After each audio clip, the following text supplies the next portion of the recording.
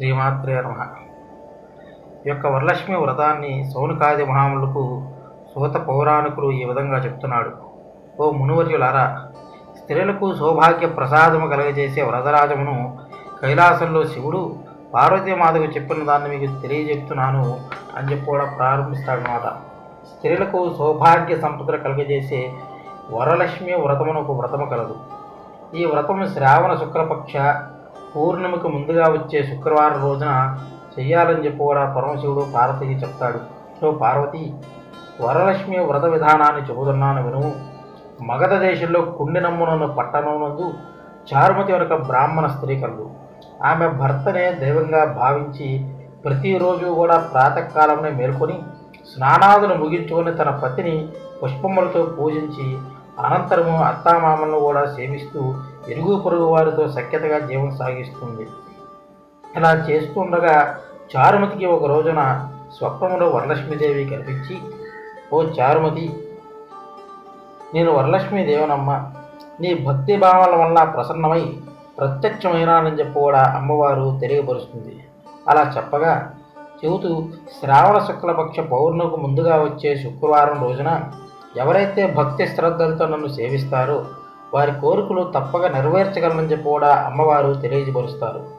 అలా చెప్పగా చారుమతీదేవి భక్తి భావనతో వరలక్ష్మీదేవికి ప్రదక్షిణ నమస్కారం చేస్తూ, ఓ జగన్మాత, నీ దైవలన జనులు ధన్యులై విద్వాంసులుగా సకల సంపదలు కూడా కలిగి ఉన్నారు.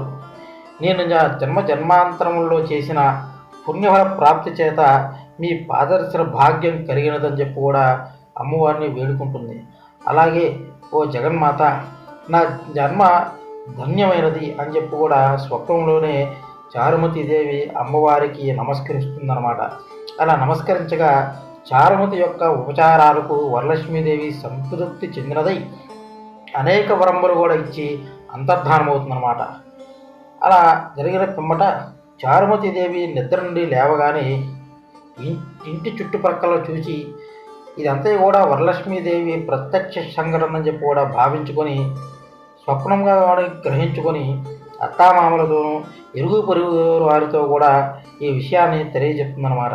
అలాగే తెలియజెప్పగానే శ్రావణ మాసం రాగానే వరలక్ష్మీదేవి యొక్క వ్రతాన్ని తప్పకుండా చేయాలని చెప్పి కూడా సంకల్పించుకుంటారనమాట.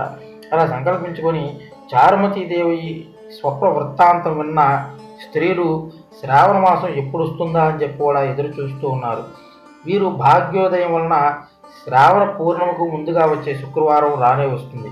ఆ రోజునే వరలక్ష్మీదేవి చెప్పిన రోజుగా గుర్తుంచుకొని ప్రాతకాలమునే లేచి స్నానాదులు గావించుకొని చిత్ర వస్త్రములు కట్టుకొని గృహంలో ఈశాన్య ప్రదేశమున ఆవుపేడతో అలికి మండపం ఏర్పాటు చేసుకుంటారు. ఆ మండపంలో ఆసనాన్ని ఉంచి బియ్యము పోసి కలశాన్ని ఏర్పరచుకొని ఆ కలశాన్నే వరలక్ష్మీదేవిగా భావించి ఆవాహనం చేసుకుంటారన్నమాట.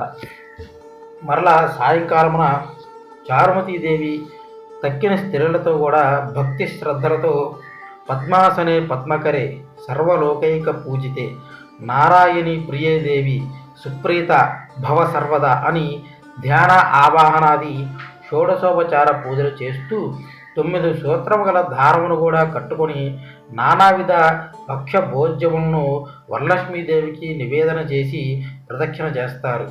ఇట్లాగా మొదటి ప్రదక్షిణం చేయగానే ఆ స్త్రీలందరికీ కూడా కాళ్ళయందు గల్లు గల్లువును శబ్దములు కలుగుతాయన్నమాట.